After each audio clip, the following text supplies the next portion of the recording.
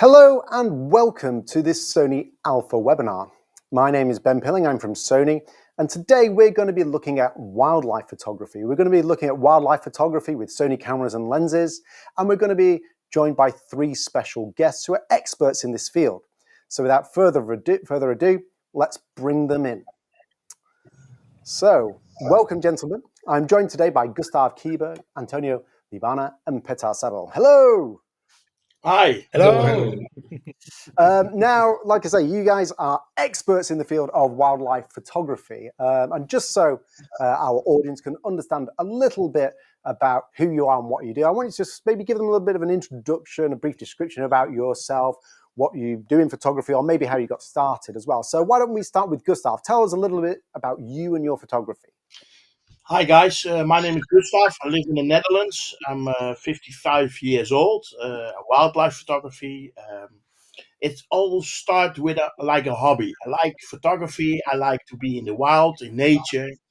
And so I grow and I grow and I start with the Sony camera A700. So now I have the A1, of course. I come from Norway to South America. I have a personal slogan: bad weather is color weather.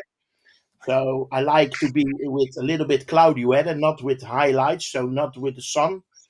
What can I say? I like to advise people on the field what they must use for bird photography and that sort of things.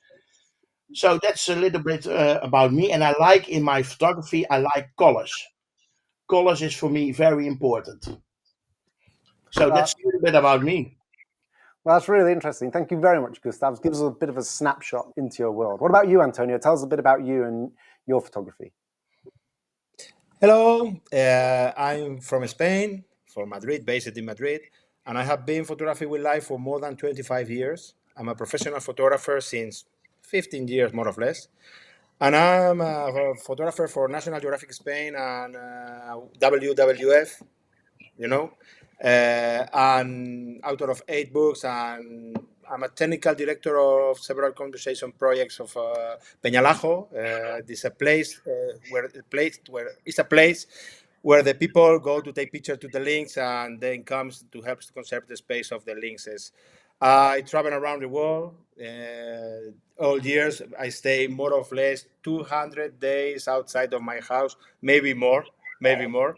Traveling around the world in different places like Antarctica, Kenya, Yellowstone, whatever place, and Spain too. Spain is a wonderful place to take pictures. And I have been working with Sony for 3 years, and I am very happy with the photography equipment since then. Okay. Wow, that does sound really amazing. What about you, Petar? Tell us a bit about you and your photography.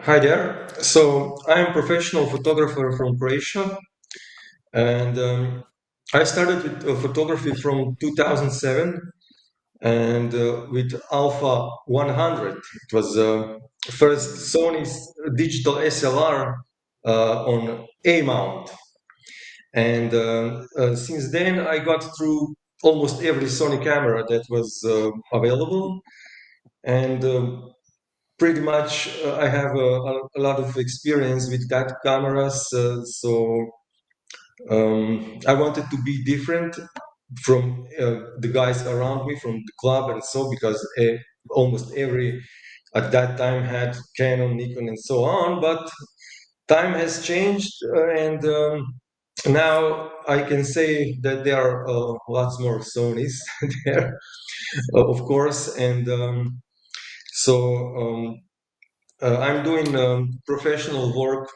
for weddings, events, portraits, everything. But the main focus and the greatest love is, of course, wildlife photography, especially macro and birds. So, and just to say, I started my journey also with photography competitions where I have been very successful. I have won more than 600 awards, and I'm a jury member in the international competitions, and that's it.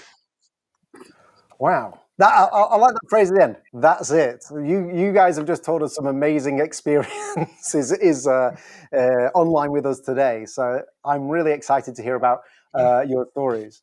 Now, to give our viewers a bit more of a visual impression of your work, we're just going to ask you to talk us through some of your images. So what we're going to do is we're going to start off with Gustav, and we're going to look through some of your images here that you can talk us through and tell us a little bit about them so we can see exactly what you're talking about there. So tell us about this photo, Gustav.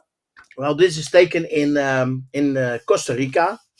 It's it's a toucan, and well, I like this picture very much. And why? Because it has a smooth background. The colors are nice. So it's what I told you before. Bad weather. I like color weather. So I go to Costa Rica or Ecuador always in the rain season or on the end of the rain season because I want to have the clouds. When you have hard light, you get the shadows from his beak on his chest. You don't want that.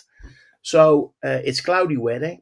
And some people think, well, this is easy, but it's not easy. And maybe my colleagues can say that also, because 90% of the toucan that sit on the branch is with his tail on the other side of the branch. So he looks to you, but you want this picture with his tail in front of you. But 90% of when he sits there is with the tail on the backside. So yeah, I take a lot of shots, but just a few shots with this. So I was very happy with it. And the colors, the branch, and the light, everything is perfect. Oh, that's lovely. That's lovely. Let's have a look at another image, shall we? Yes. Well, the second one, this is taken in Ecuador, and this is the two hummingbirds.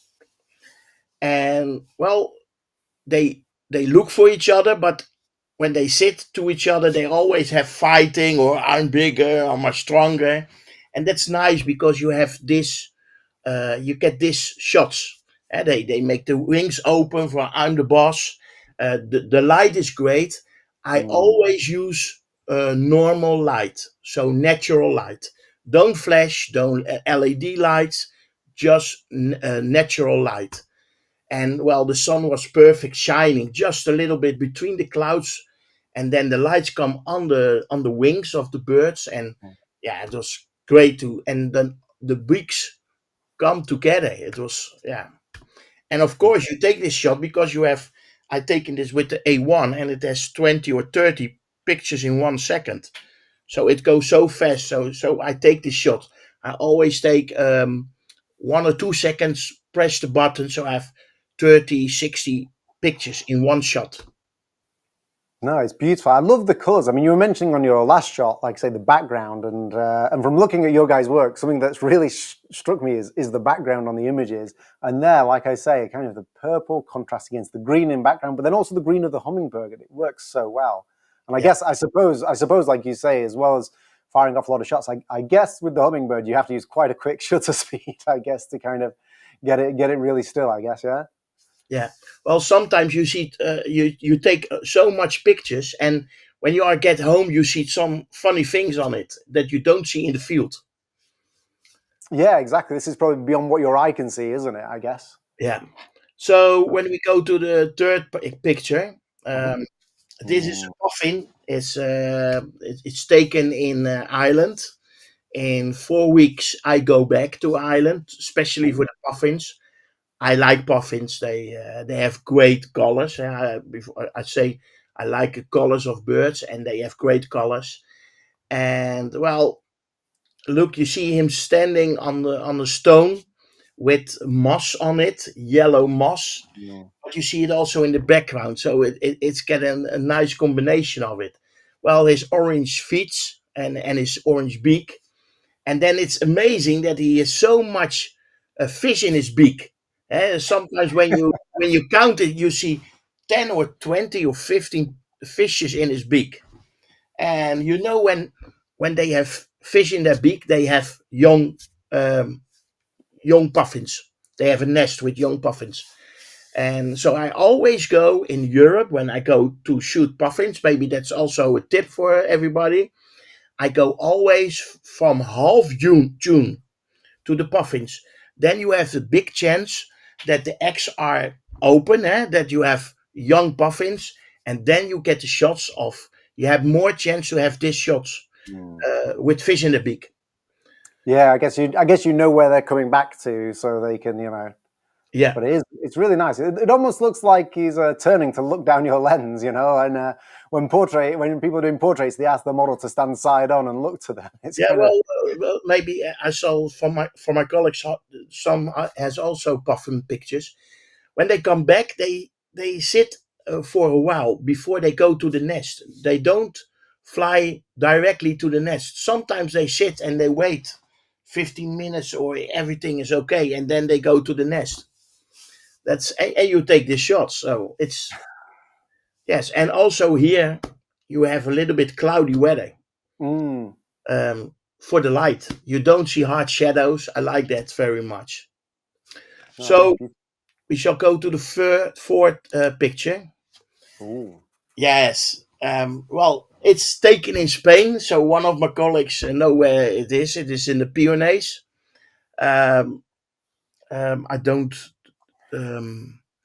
I forgot the English word for it, but my colleague can say it maybe. Um, well, what I like about this picture is that you see this bird. It's a vulture. It's a vulture, and you see his habitat. You see where he lives. You see the mountains, and yeah, you see, and the bird is sharp, and the mount. You see the mountains; they are unsharp, and this vulture eat the bones. So you have also vultures that eat the meat of the bones. But when the meat is gone and you only have bones, he Mm-hmm. eat it.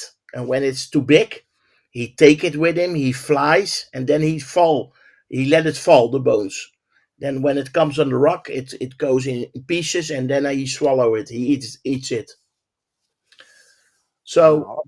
um, yeah, the most of the pictures I take with 400 2.8, but also with the 200 600, because I like these two lenses. It is a great combination. The 400 is perfect, of course, and the 200 600, yeah, you have the zoom, of course. So I No. go to my last picture, number 5.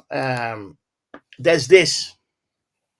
Well, this is a special story because everybody, you can say every picture is already taken eh, to somebody.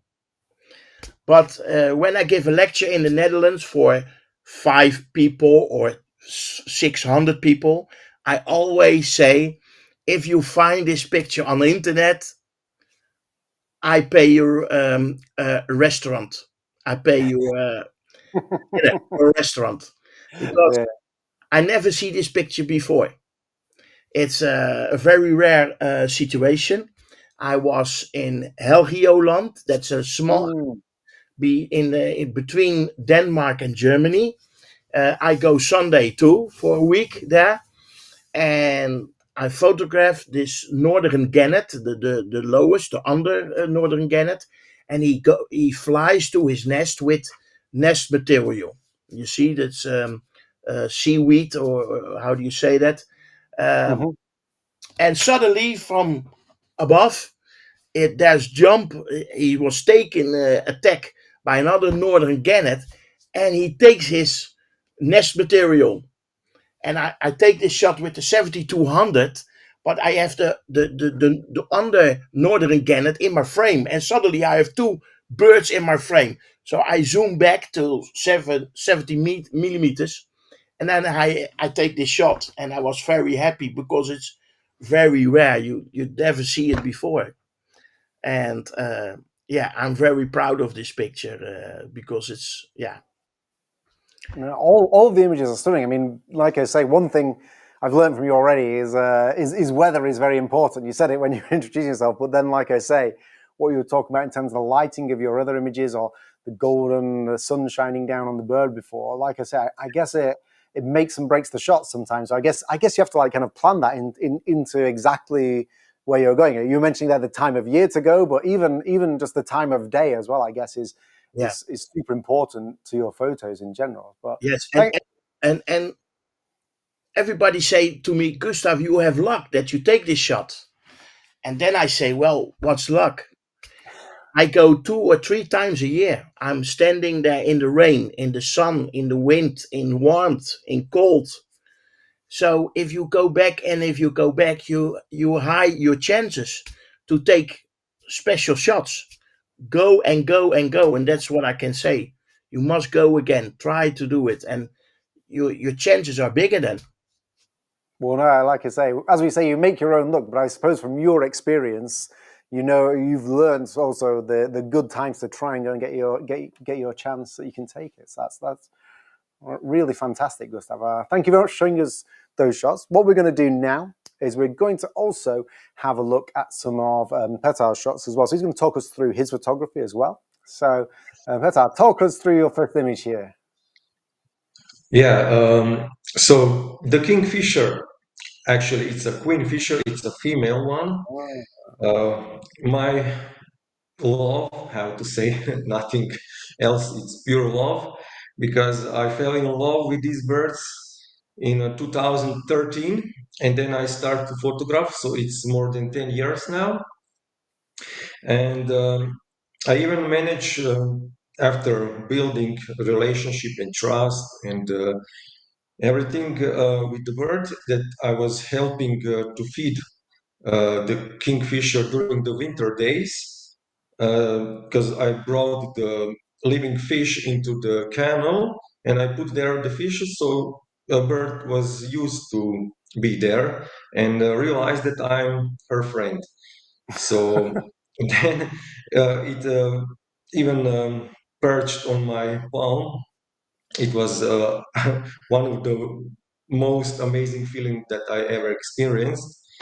So I'm really, grateful for all this. But as Gustav has said, it's not luck. It's you have to work for this. You have to plan this, especially in these shots. So um, I have to care about the light. I love when light is very um, like golden when it's early morning or late evening. So this only lasted for about like 15 minutes. So I positioned that branch just above the water. So I was expecting kingfisher to arrive there. So and it was that, yeah, because I didn't even have to wait for. Sometimes you have to wait several hours or spend days, like Gustav said. But with the my kingfisher, it's a little bit different story now, thankfully. So I don't even need sometimes the height, and sometimes I only have to go into the tent and maybe wait 1 or 2 minutes, and she's already there. So she's basically used to me, and but the most interesting thing in all that story with kingfisher is that she lives in the wild, so and it's a adult one. So it was not like you have found some young birds, then feed them or something. So it's an adult one, and that's the most amazing thing.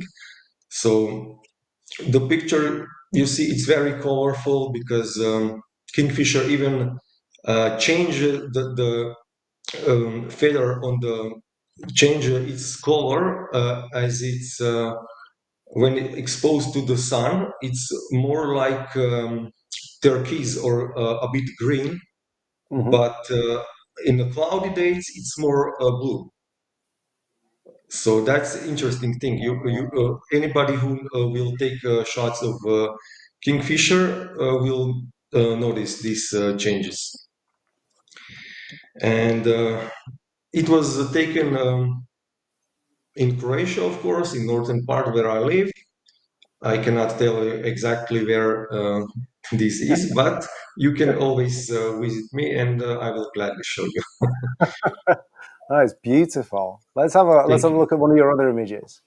Okay, Ooh. so now these Ooh. are bee eaters. This image even won at the Sony World Photography Awards. So and are mating bee eaters in the spring. I took that shot with Sony. I don't know. It was A99 Mark II, I think. So it was still A mount and 300 millimeter with teleconverter attached. And I have a really nice background because background is very important in photography, especially in macro. But I will talk that a bit later. So background and the subject has to be perfectly sharp and in some interesting position doing something. And so, but the background has to be smooth without any disturbing elements in the frame. So that's the shot I got. So I'm quite satisfied. Oh, it's really stunning, and like you say, that background is just kind of perfect. So your sharpness on your subject, the branch, everything, even the angle. I guess, like I say, you maybe knew that these guys were going to land maybe on here. I don't know, but it's your angle on this is perfect, kind of looking Yeah, straight yeah, down at you as well. straight to me. Yeah. Oh, that's I was lovely. lucky because they basically were always standing from side somehow, but they then positioned right in front of me, so it was it. Oh, that's stunning. Cool. Let's have a Yeah. look at another photo. Okay. Now we have the Queenfisher in action. So this shot was made with 70 to 200 GM2. I was amazed when I got this lens to test because it was so light compared to the predecessor, and Hmm. I positioned myself just above the water, and the camera was on the tripod, and I expected somewhere where she will dive, and this all happens very very quickly. So also I was surprised with the A1 performance because it's a game changer and it's still rocking. And with animal IF, especially the bird eye focus, Hmm. is so working so well. So this happens in blink of second, and but the A1 is capable of getting that shots. So I was, you can actually realize what happened because you see birds that flying away out of water, out of nowhere actually, and then you just, press the shutter button and hope that you will grab that focus just on right on eyes. And of course, it was it. So I have many these shots, but this somehow is. I like very much because the light was very gentle. It was not a harsh light like in the middle of the day. I don't like that. So I always prefer a bit light clouds or just a little bit of sunshine. It really is beautiful. in my mind, I'm struggling to work out how you line up this shot because also I know we've seen some images also of kingfishers diving in or out, but I guess you don't see it yet coming out. And you're, as you said, you're on the water level, so your depth of field is so shallow here. Yeah. I think.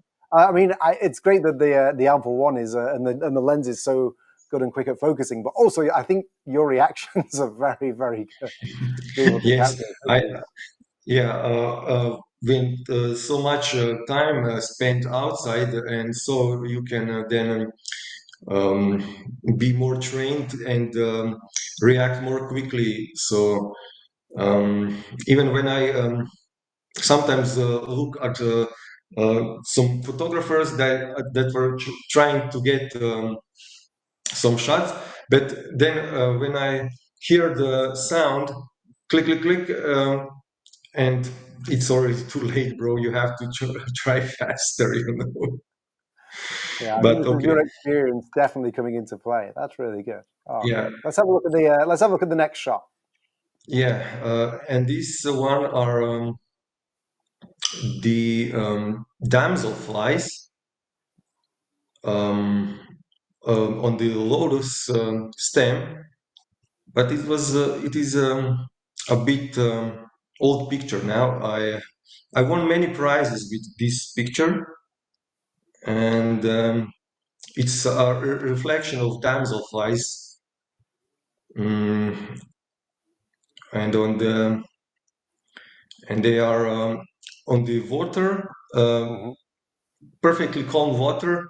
So I have to be really calm to get there and to be able to make a shot, because if I disturb and make some waves, then they will be gone, because I really had to go into the water, into the pond Ah, to get closer. no, Yeah, it's truly stunning. And yeah, what you say then, it makes complete sense to me now. When I saw this shot the first time, I was blown away. But yeah, exactly what you say about you need the water to be perfectly calm. But if you if you're in the water, that it must be really difficult. But it is absolutely stunning. yeah. And luckily, I could put the screen out so I can Mm, hold the camera and lens to reach closer. So no, luckily, I did it. that's gorgeous. Thanks. Should we have a look at the next image? Okay. Yeah, and Ooh. this is my selfie with the queenfisher after she um, perched on my hand, and then we made actually series of these portraits on the canal, and it was one of the best feelings ever. So Wow. uh, Wow. I would like to say some tips. So building when you are a wildlife photographer, you have to take care of not disturbing the animal, to be careful, not to make noise, to make you know take care of them, feed animals, of course, to help them survive. And after that, you will be awarded with these kind of shots. Wow.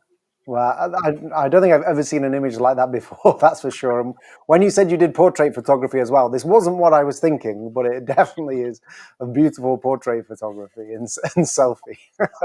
Thank you Yeah, very much for that. That's thank really you. nice.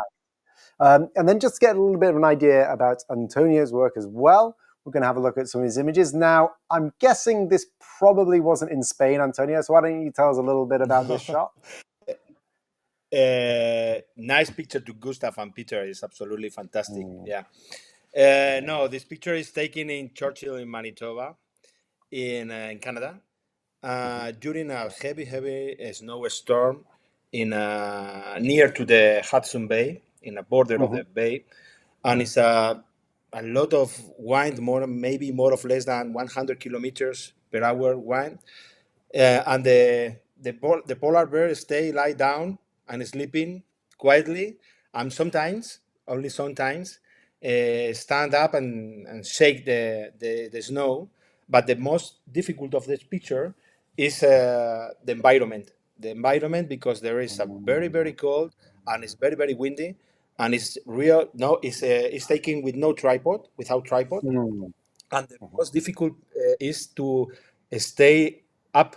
Is taking the picture. The most difficult is stay there, just stay, okay? Because you don't have a car, you have nothing, and the most difficult is stay 1 hour waiting the environment and the wind and stay, and just in the moment the camera pray for be on focus, but this is not difficult for Sony. This is absolutely fantastic. Stay focused and fix the focus. All series of the pictures is fantastic and is on focus.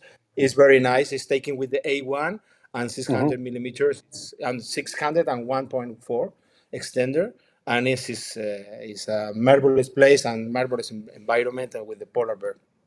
Yeah. It's The next gorgeous. picture. Yeah. It's very hard condition, really hard conditions. The next pictures is my lovely project. It's Burial Links. Sorry, because I put two pictures of the links. It's impossible to choose only one. And this is for me is I'm very proud for this project because the photographers is going there to take pictures and is very good to protect the burial links places. It's taken with the A1 with the 602, 600 f4. This is I designed this place with a low level.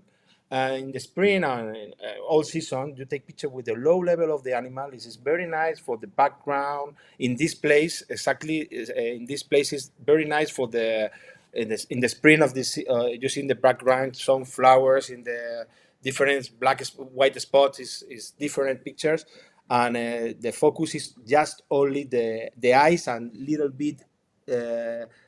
Maybe the eyes and the hair only this because it's taken with the A4, and it's a marvelous place. Is the secret is the water because I sorry the secret is the water because there is Ooh. a semi-desertic place. This is a caps. There are 3 mamas with caps actually now in this place, and we very proud to protect the space of the lynxes. And this picture, the other picture is taken the 15 years ago, 15 days ago, sorry.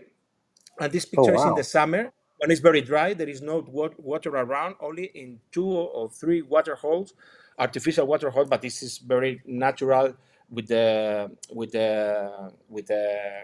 sand and it's a scenario, you know. And it's very special because the all wildlife surrounding in the area go to drink water, especially the Iberian lynx. And this is very spectacular to see the caps. This is a cap about 2 months go to drinking water. This is the first times to appears in the water holes, and it's very special in front of me, just 8 meters and low position, f4 600 one with Mm. 1.4. It's taken with the A1 too, and it's marvelous. I don't see nothing bad about this place. It's an amazing photo. I mean, I love everything about it. The fact, like Petar and Gustav, I think you have a lot of experience. So the fact that you're in this position front on is maybe Yeah, no coincidence because of your yeah, contact experience, and guys. but Yeah, maybe how to position, and how Petar was saying before about understanding the animals and being very respectful. I think it's not a coincidence, as the other guys have said. It's not luck yeah, that but you've got this photo. it's the same like Peter and Gustav. These pictures is not casualty. This is a hard work around the places Mm, who the links pass, put the water in a strategic place. But this is and the light and the low mm. position. Everything is in my mind, and later take with my Sony. Okay. Yeah. And the next picture, let me check. The next picture is taken in South Ooh. Georgia, in near to Antarctica. So Georgia is a gentoo penguin landing to the Iceland, but this is the most difficult.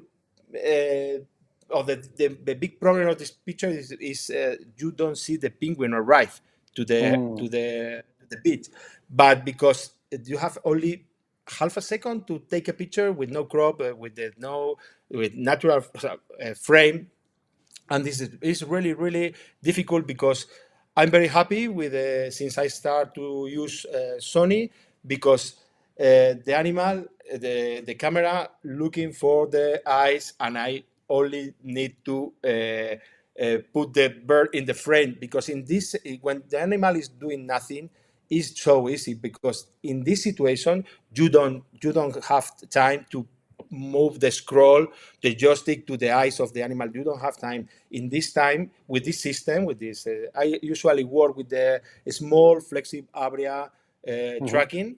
And it's very nice because just follow the eyes, and I for me it's fantastic for this very very short time pictures.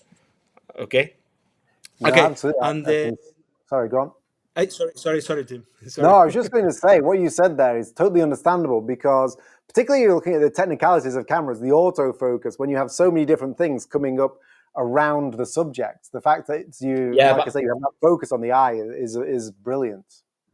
for me it's so easy because we permit the focus in the eyes is absolutely fantastic. When I started to Sony 3 years ago, for me the big problem is the leopard. Later show you a picture with the leopard because there is a small eyes in the skin. Yeah, but for me it's a big problem, and the last cameras, but with Sony, with the Starker Sony, just focus in the eyes, but this is absolutely fantastic. Yeah, yeah. Perfect. The next picture is snowy owl in Canada too. Is taken in this February of this year, exactly with the last light, and it's absolutely with the A1 and 600 F4, and it's absolutely amazing when the low light, the system of the tracking and the follow focus is absolutely. This is I never see nothing like this. It's absolutely fantastic. The tracking of the snowy owl in flight with low lights is absolutely excellent. Yeah, and this is I think it's the last chance in the day. Okay. I think, well, I mean, the thing that strikes me about this image is what Petar and Gustav were saying, which I think you also pay attention to as well, is the contrast with the background. The background against where it is The background is amazing. yeah. Thank you. The last slide is the background is just the last slide with the cold the cold day. This is like this. This is no Photoshop. Wow. Sorry, and let's Yeah. have a look at your last image. Sorry. Let's have a look at your next image. Okay. The last is taken with the Air A7R5.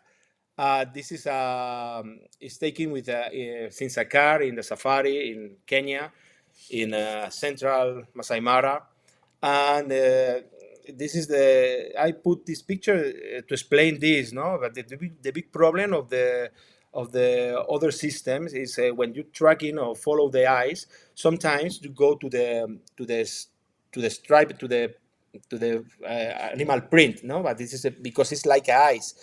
Since I have Sony, I don't have this problem.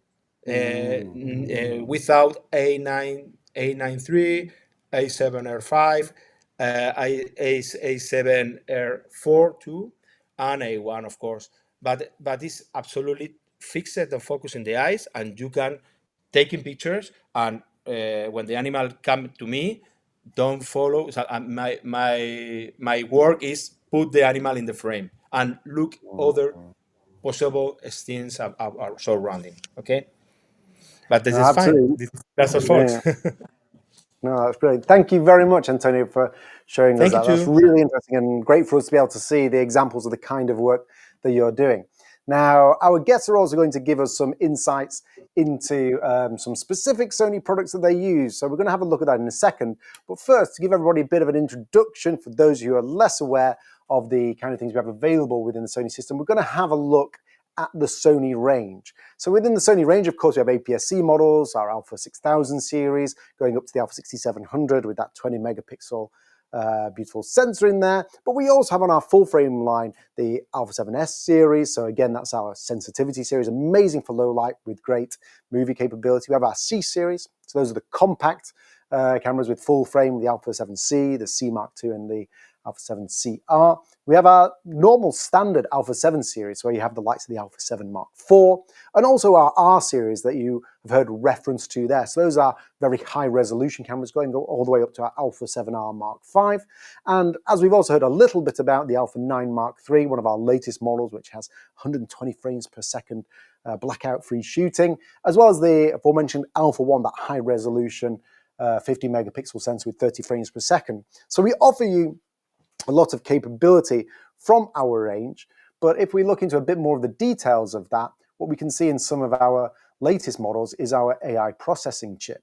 So this is something which we launched from the Alpha 7 R Mark V, and what this does is a bit of hardware within the camera. So again, it was launched on the Alpha 7 R Mark V, but you can see it's also in the Alpha 9 Mark III, the Alpha 7C-R, the Alpha 7C Mark II, the Alpha 6700, and also our vlogging camera ZV-E1. And this helps the camera really understand in terms of its autofocus and recognition. So in terms of wildlife, it's much more advanced, having also an insect option on there, as well as animals and birds.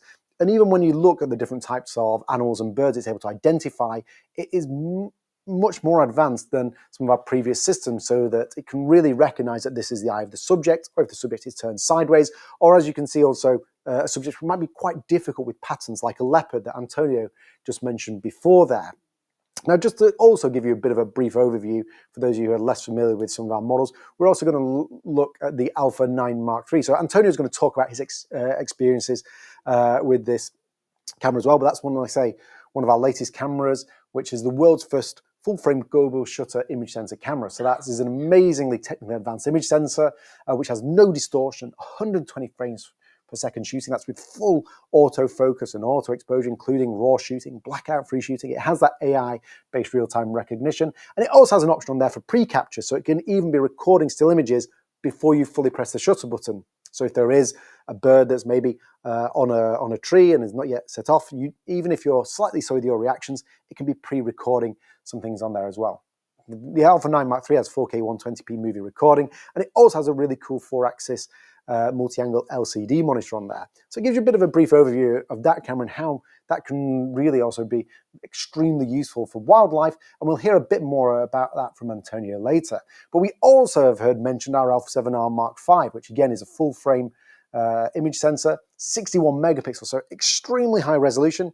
And as I mentioned before, this was the first camera where we integrated our AI-based real-time recognition autofocus. But you also get within there great things like 8K movie recording and that same 4-axis multi-angle LCD screen. So again, another great option within our range. And then if we even look at our Alpha 7 Mark IV, this is a 33 megapixel image sensor, which again has great low light capability and has human, animal and bird eye autofocus incorporated with it, as well as the likes of a 4K 60p movie recording from the Super 35 area. So we offer a great capability within those cameras, and also that technology you see coming into some of our other cameras. So if we look at the Alpha 6700, this is part of our APS-C range. It has a fantastic 26 megapixel back illuminated sensor, but it also has that AI processing chip that we mentioned before, which we launched on the Alpha 7 R Mark V. So all that great recognition in terms of animals and birds and insects is integrated even into this APS-C model, as well as other advanced features, even for movie recording like 4K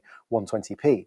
But as you will know, it's not just the body, it's also the lenses, which are extremely crucial for any type of photography. And at time of broadcast, we have over 70 E-mount lenses within our range. Now, in terms of things which are potentially more suitable or applicable for wildlife, of course we have a range of macro lenses, whether you've got the APS-C 30mm, the full frame 50mm, or also the full frame 90mm 2.8 G lens.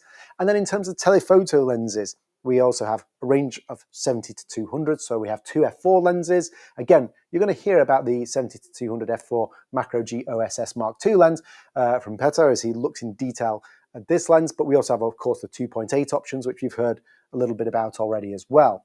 There's the 100 to 400 you can see up there, which again is a classic G Master, and the relatively recently announced 300mm 2.8 GM, which Gustav is going to give us a little bit of an insight into.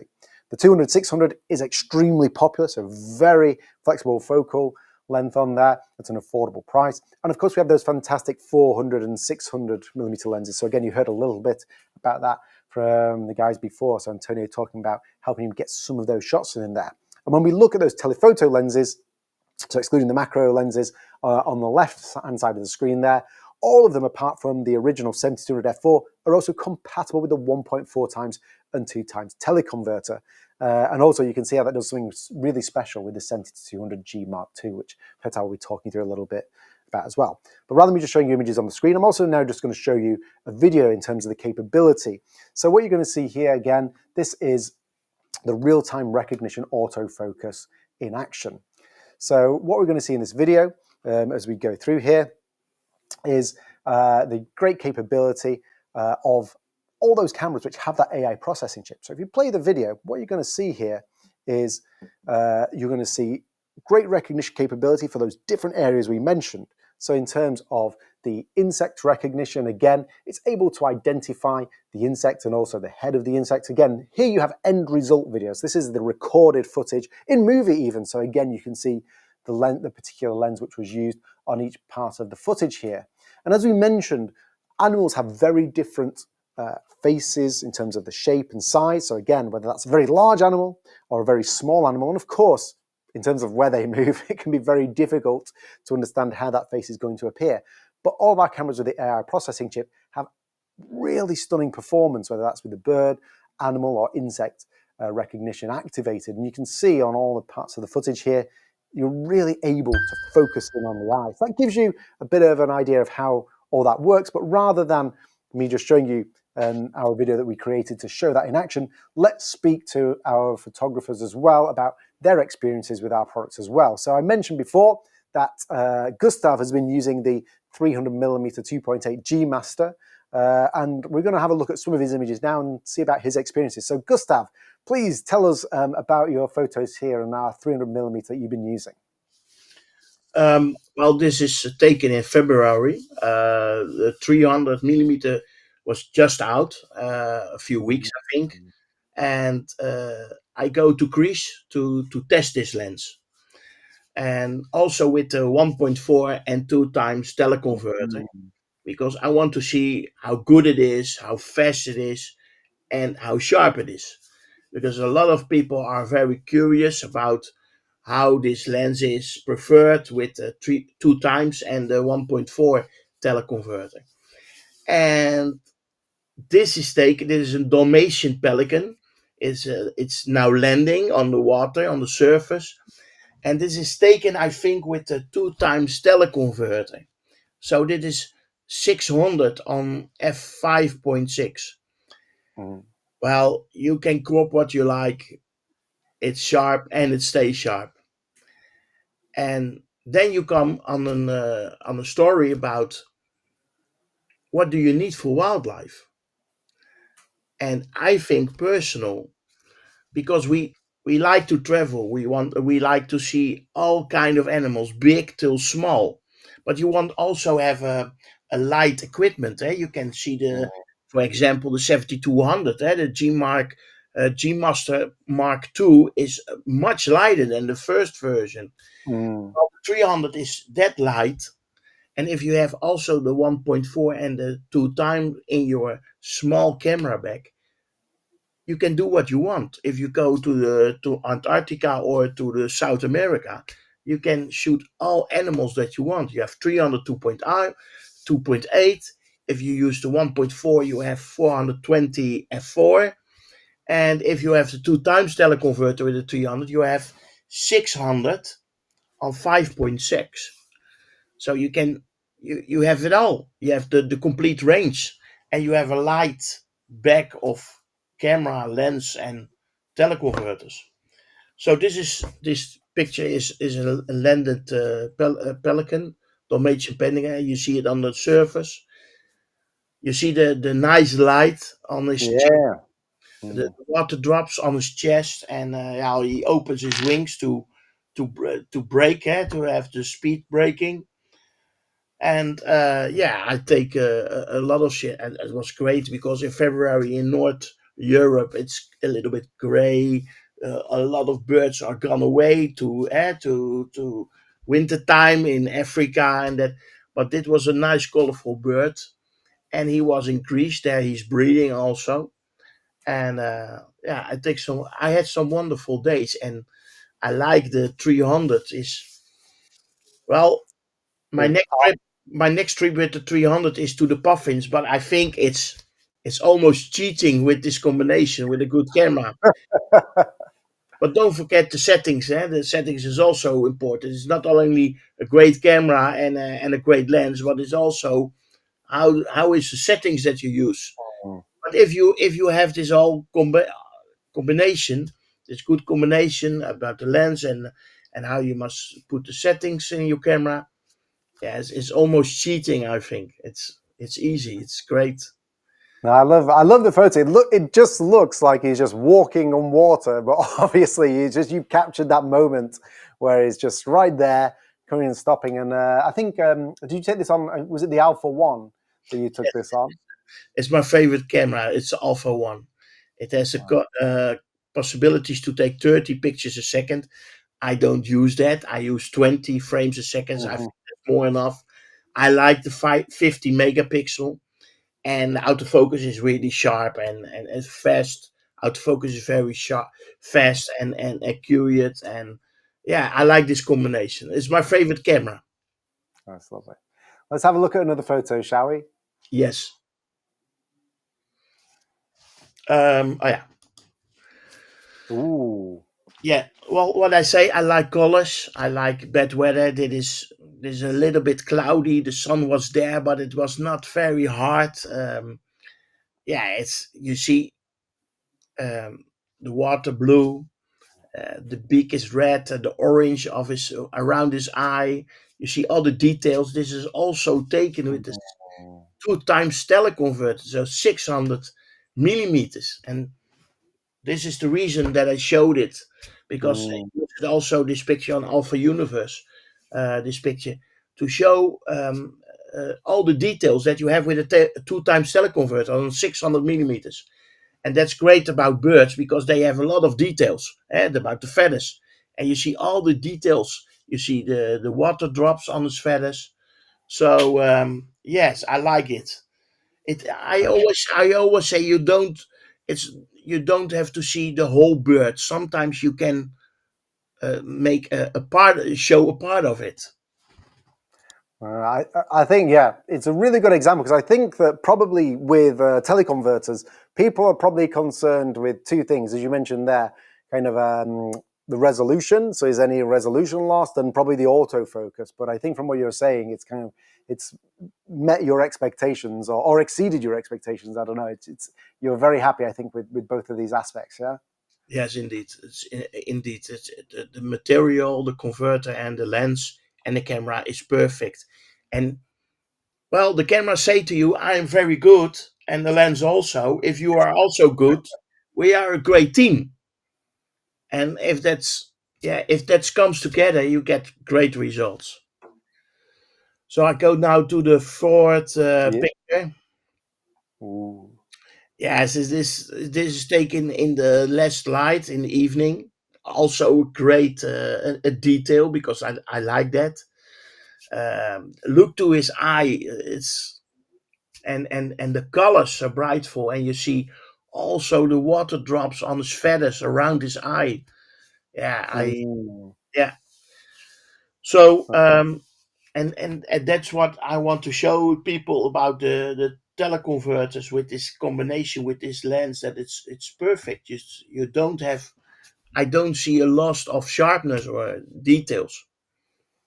But do remember, Gustav, we still want to sell some 400 millimeters and 600 millimeters. You're trying to do us out of sales here, aren't you? Yeah. But no, it is really useful, as you guys are mentioning. You're traveling to all these places. The 300 millimeter, like you say, with those teleconverters, obviously a great option. And it also comes with a handy kind of soft pouch that, again, a lot of people, it's quite interesting. I never had so much feedback on a case that it's really easy to carry around rather than being in just a hard case. That it is something which is really portable. You have one in front of you there. There you go. Great example. I never expected to receive such good feedback on this, but actually a lot of photographers in different areas told me that it's great because it's small and light, it protects it, and they can kind of take it anywhere. So that's really useful. Let's have a look at another photo, shall we? Yes. Ooh. Oh, wow. Now, Gustav, I'm coming to realize that you and Petar and Antonio are actually all portrait photographers, yeah? Because it is, you guys are all showing me amazing kind of portraits, and I'm getting stared at by animals here. Tell us about this one. This is beautiful. This is an angry bird, I think, but but it's well, it's look very concentrate, and it looks to me. and I take the camera vertical, dus not landscape but portrait stand, and yeah, it comes to me, but I saw the light is almost the same, and on the left side and the right side. So yeah, I saw the shot and I take it, and I was very happy with it. In camera, I see it already, and with this also you see all the details. Yeah. I think it's funny, the feathers. It's in the Netherlands they noem it kroeskop pelikaan. Kroeskop means that it's weird. It's a little bit. Yes, and he looks very angry or intense to me. So No, that's no, why. it's really nice. And also, I guess probably what we don't mention here as well. I mean, we've seen this also, I think, with, I was going to mention for Antonio's polar bear picture as well. And with this, you guys also have to get your exposure right as well, because you've got all those white feathers, you've got a white background here. So you're probably automatically thinking about this, but probably in your composition, that also, you have to work quickly probably to get that exposure just right as well. Yeah, that's right. Oh, So we go brilliant. to the last picture. Ooh. Yes, I like. Well, if the camera has the autofocus on his eye, so I use Bird IF, and I use autofocus zone. Uh, Mm. and because why? Because it's a big part of the view. And well, when there is a bird coming into the zone, he takes it. And then I have also the eye focus, the eye focus tracking, and then it follows his eye, and I have here maybe 30, 40, 50 pictures when he's landing. But this particular shot I take because you see the wing is touching the water. Mm. So yeah, I like that very much. And you see also close to his left feet, for the bird, it's his right one, but you see also the water drops of his Mm. of his feet. The light is perfect. Yeah, and I use the lens also handheld because it's very light, and that's also a benefit. The lens is extremely light. When I get this lens, the 300, and I have it in the box, I think my first reaction was it's empty.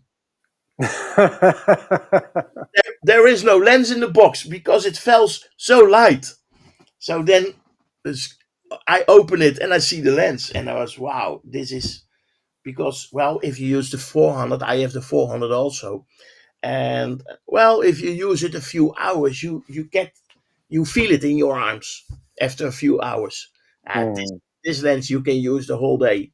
It's much lighter, and yes, so it's, I think for wildlife with the combination with the teleconverters is perfect because you don't use it. You don't have to need a tripod. So you have a small camera back with the camera and the lens and the teleconverters, and then you finish. A lot of cards, of course, and there's a few batteries, and then then you go. Ah. This Well, was thank you. pictures about 300. Thank you very much for giving us a really good introduction to that lens. Like I say, you've really shown what it's able to do and what it's able to do also with the teleconverter as well. That's fantastic. Thank you, Gustav. Okay, so now we're going to move on to a different type of lens. And Petar's been using a lot our 70 to 200 millimeter f4 macro G2 lens. And wow, talk us through this image and your experiences with the lens, Petar, please. When I received the lens, I was really amazed how light and small it is, even if it's f4. But as you can see, Ooh. really small, and it extends, but not too long. It's still really small, and you can attach the teleconverter. It becomes 400 millimeter, and it has capability of 1-to-1 reproduction, EA magnification. So this particular shot of dragonfly, it's a female broad-bodied chaser.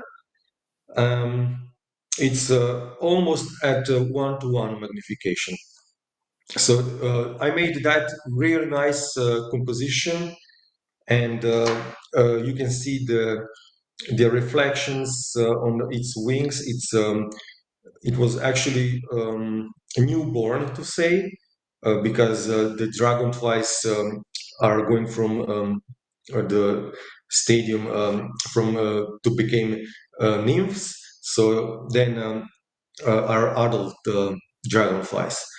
And this whole process actually develops in nature very quickly, and it may be require about one less than 1 hour. It's about half hour.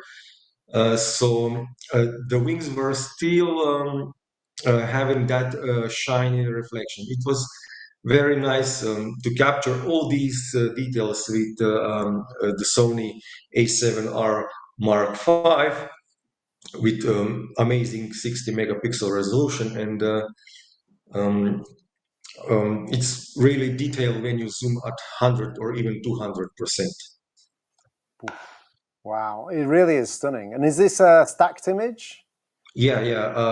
The A7R Mark V feature finally has this feature, and now I using it regularly.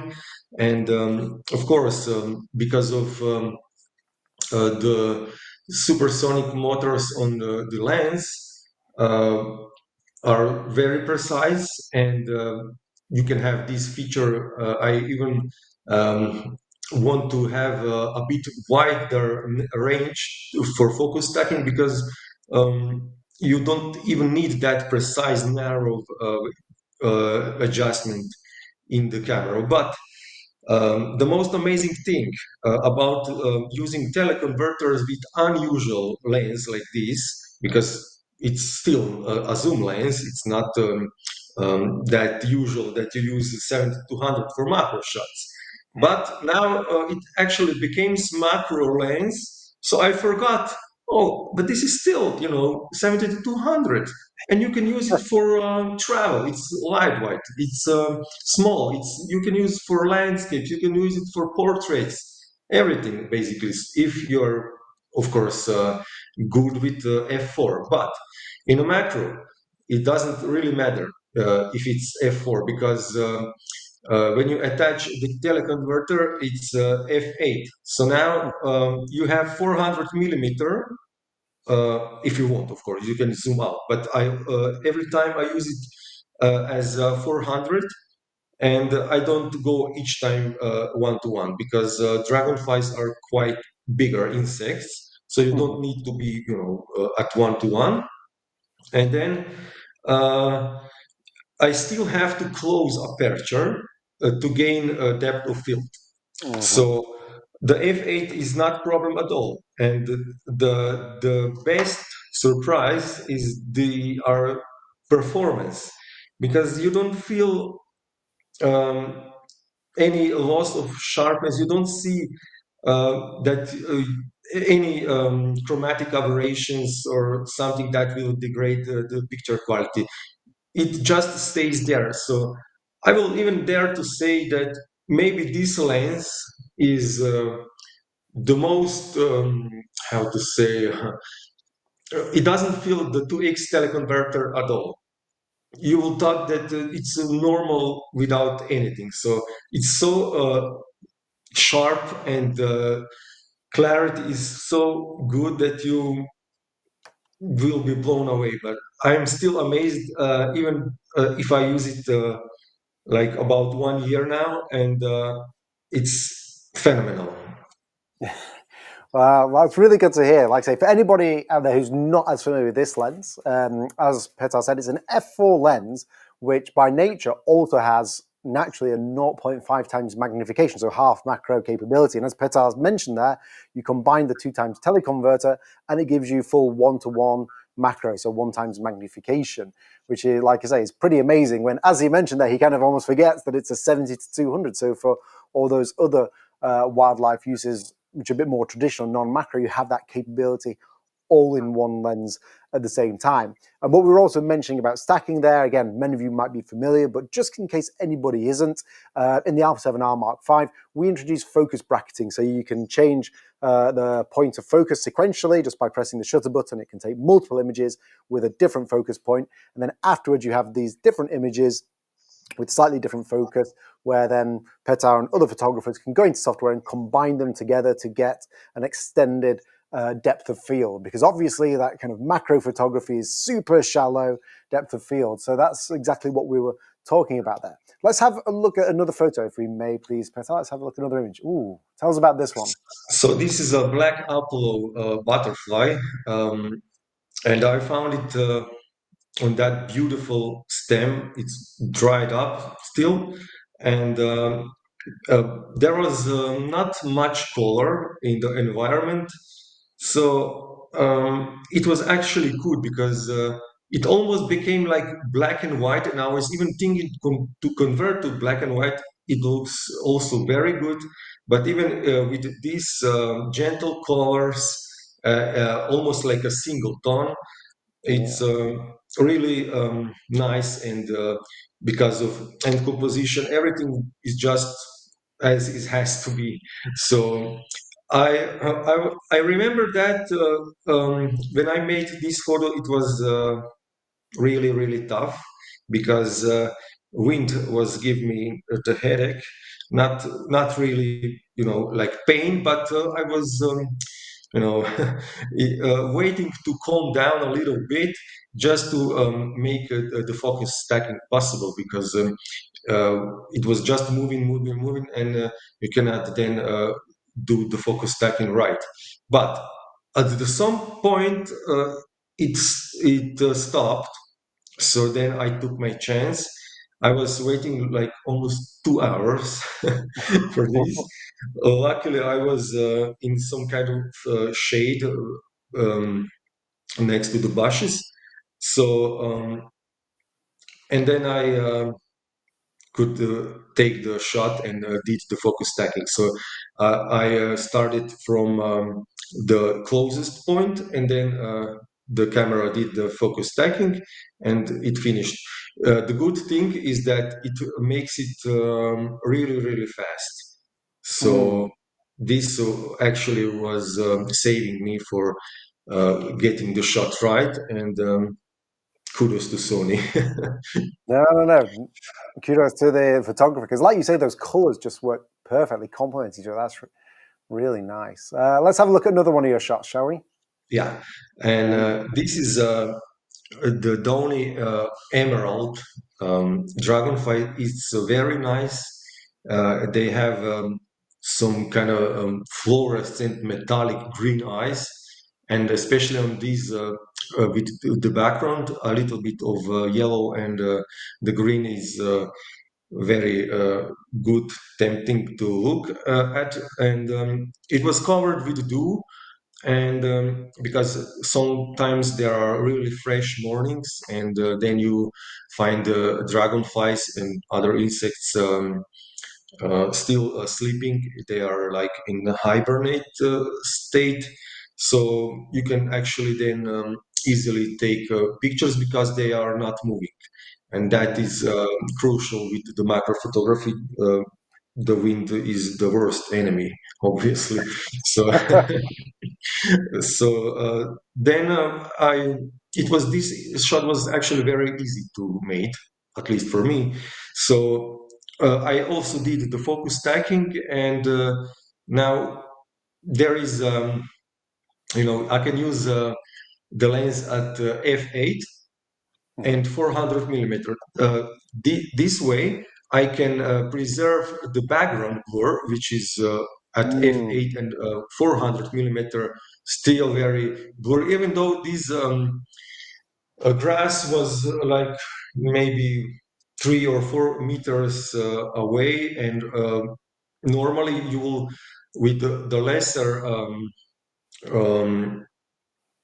focal length, like 90 millimeter, for example, you will see these lines of the grass. But now with this lens, No, this is the background is just blurring out, and the subject is you can use even f8 at open aperture with 2x teleconverter and have the blurred background and still made the focus stacking, and then you have all of the subject in depth of field that is sharp, perfectly sharp, and you can zoom on any time, any um, a part of picture and have beautiful details. You're making it sound all so easy. I think within this, you're showing us your experience exactly of understanding, and like as you mentioned, like the colors in the background, they're really complementing the colors there. Yeah. Like I say, on the insect, you're making me very jealous, very very jealous, Petar. Let's have another look at another shot. No need to be jealous. You just take the lens and go out, find some these beautiful models, and you can do it. If you struggle, you can always come to me. I will gladly show you. Okay, now this is the female dragonfly of broad-bodied chaser. And I was also having struggles with the weather here, wind, but as you can see now, I was catching a little bit of sunrise in top of the frame. So the light was coming out of the wings, so you can see that little light on the dragonfly, and I even managed to do focus stacking from the very first, the closest part of wings till the end. So I'm reasonably satisfied with the result I got. Wow. Like I say again, the colors really coming through, and again, I don't think it's a coincidence that you fit the background in perfectly just to work with that. So it's very beautiful. Thank you. And so let's go to the last picture. This is also very colorful. I like to allow a bit of light to go into the lens, especially when it's at sunrise. So then I can have a bit of dramatic feeling on the photo, but also sometimes the edges got this beautiful color of gold and orange and like something like this. So this orange tip butterfly was still standing still on the flower, and it was all really eye catchy with the colors that came out. Absolutely. Yeah. Are those the natural colors of the wings, or is that something that's rubbed onto it? Yeah. When they opened the wings on each side, they have these orange marks and are really nice. But when they close wings, because they are basically now closed, there is like a bit of magenta and orange, as you can see on the wings, and other parts from the below are more like green and yellow. Yeah. Wow, that's beautiful. Thank you so much for showing us the great capabilities of the 7200G Mark II. Like I say, it's really, really stunning images. Now, finally, we're also going to look at some of Antonio's images as well that he's been taking with the Alpha 9 Mark III. So that's, like I say, is one of our latest cameras, which has the world's first full-frame global shutter, 120 frames per second, pre-capture, lots of amazing features. But Antonio, please talk us through this image. A9 Mark III is the maximum expression of the velocity, of the speed. No more to this. No more to say more about this. Yeah, but in the picture is two bee eaters making things of bee eaters. Yeah?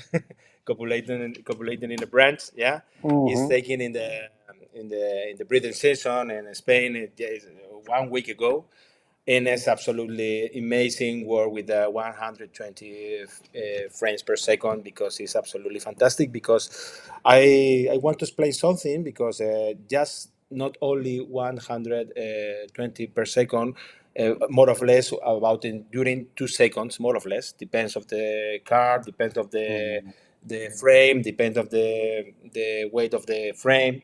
But when they stop when they stop the 120, automatically the camera works at 60, and this is absolutely fantastic because it's not stop the action. Because sometimes like this, the action probably during more than 2 seconds, and the camera no block, no say busy thinking. No. Start working. Stay working, and it's fantastic for us because maybe not in 120, but yes in 60. But this is absolutely amazing. Okay, in this picture, but this is similar like the Peter. It's fantastic moment, and exactly in the moment when the male is kissing the female in the branch, but in the sun of Spain. Yeah. The next, sorry, Ooh. is taken. The last picture is taken with the 602. Okay, 600 Ah, f yeah. f lens. Okay, this is a little booster. This is a special animal because it's in the meeting season. Make a a small dance and jump and make a display to see up of the grass. Okay, and this is just a little bit half a second, less than a second. With this camera is absolutely amazing because you start the dance and go and make the highlight moment, and it's absolutely amazing. This is I say the same with the focus. You only must to put the animal in the frame, but this is more easier, and you can see surrounding what is happening in the environment in the area. Okay, one thing I want to say more. One thing is the grip and the ergonomic of the A9 Mark III is absolutely amazing because it's so rounded than my A1 or i7 R5. It's absolutely amazing because when you stay all day with the camera working, for me it's usual all days. Probably I take more than 1 million pictures per year. It's a lot. It's absolutely a lot. And when you work all days with the cameras, you feel the difference with and in this case, when you track without tripod, it's absolutely amazing. Have a very good grip, but that I think is the best camera grip I try for Sony. Yeah, No, yeah, no, but this is absolutely. So no, I was just going to say you're absolutely right. We did redesign the grip on the Alpha 9 Mark III. So our engineers and designers are continuously trying to listen to yeah. feedback from people like Antonio and Gustav and Petar Yeah, for what we exactly. can do. But this is absolutely real because when I started to Sony 3 years ago, I talked to my pro Javier, my pro support, Hmm. and I said I need change 3 years last. The camera grip is absolutely fantastic. Yeah, it's fantastic. Yeah. The next picture Hmm. is taken in Ornoia in Norway during a storm, a snowstorm. It's the same like the first picture, the A1. This is most difficult situation because in this case is worse because it's worse situation because it's more distance than the polar bear, and the snow is absolutely difficult for the AF systems. In this case, the puffing is absolutely sharpened, it's absolutely fantastic, and but not only this, the 100 last before or after is excellent. Okay, but it's a very hard condition for the camera and the lens, and it's really good to work, and you have put the bird in the place you want in the frame. Yeah, it's absolutely fantastic. Okay, it's taken with the 602 and a 9 Mark III. And this is a ghost hack taken in Spain too, in Madrid. It's a no crop. This is the full frame Oh. picture. This is really really difficult to put all things in the correct place. Okay, with the low light, it's the same. The low light and the dynamic range. But I don't use the Photoshop too much. I prefer the pure image, the pure raw. And with this camera is absolutely excellent, and the sharpening, the ghost hack is absolutely excellent, and there's nothing worse, nothing but words to say that only say this excellent camera, it's excellent sharpen, excellent the series, the all series of this picture is absolutely sharpened. You can choose one, two, three. The problem is what delayed or erase of the series. It's a big problem. Yeah. This is Gashak taken in Madrid 2 months ago. And the last is a puffing tool, like Gustav is taking in Ornoya. I think Gustav, all photographers love the puffins. Yeah, but this is two preferred animals. I don't no three. I don't know a photographer who don't like take picture for puffins, for bee eaters, or for kingfisher.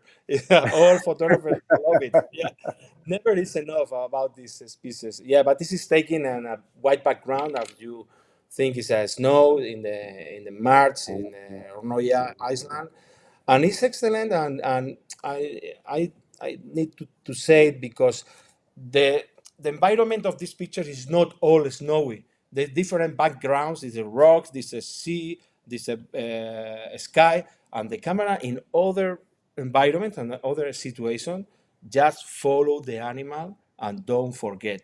It is absolutely amazing. Okay, but it's for me it's very important to work with this camera because I changed to the cold Antarctica. In the next week I go to the Borneo jungle and in 2 days stay in the 45 degrees in the south of Spain with the lynxes.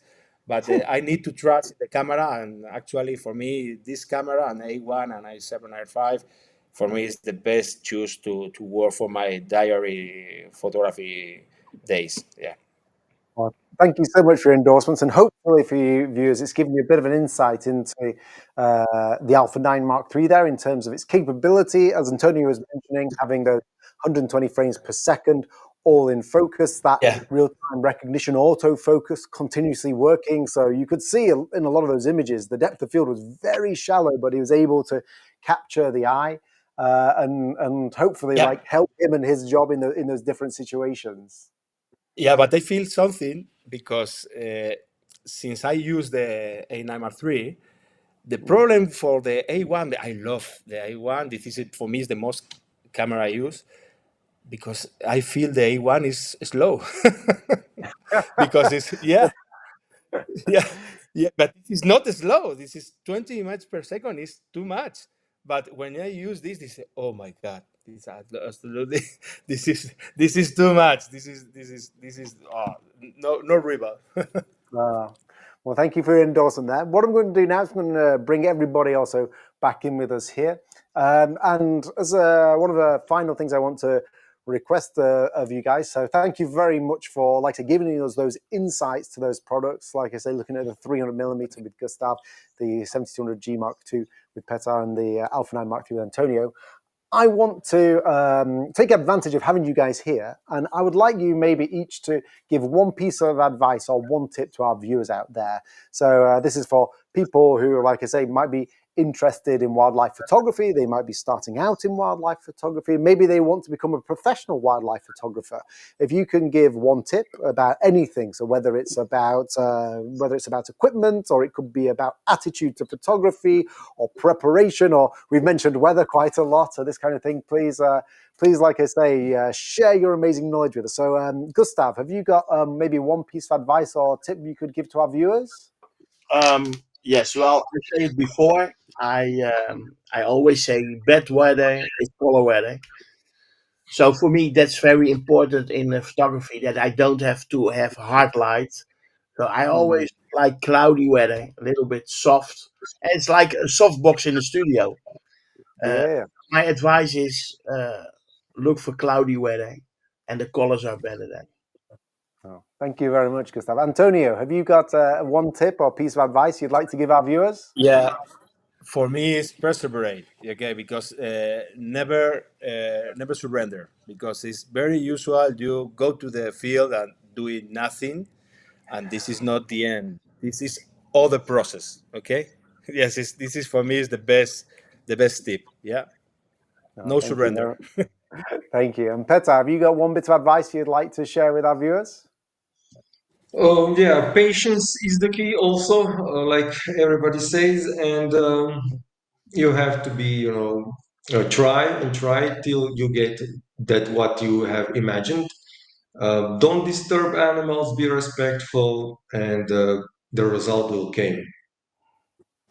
Thank you very much. I like to say, I think all three of you have shown that you have a real wealth of experience. So you're, like I say, persevering, like Antonio says, and you're being patient, like you say, Petar. But all of your knowledge that we've seen come out in those photos, although you've had to maybe wait a long time for some of those shots, I get a feeling that you would have had to wait even longer, or you wouldn't have got those shots if you didn't have that experience of being in those situations, so you know where to be or how to treat the animals and be around them. So, like I said, I think that really shows through your work. So, thank you for that.